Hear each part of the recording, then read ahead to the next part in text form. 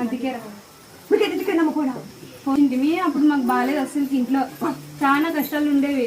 ఇటుకు వచ్చినప్పుడు మా నాయన మొక్కుని పోయింటే బాగా అయింది మాకు ఇంట్లో. అందుకని నీ మీద నమ్మకం, మమ్మల్ని నమ్ముతాం అందరినీ. నీ మీద నమ్మకం పెట్టుకున్నామా ఇంకా?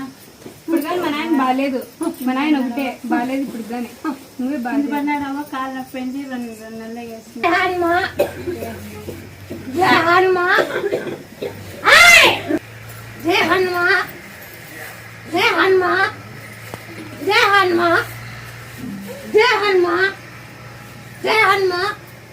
అలాగే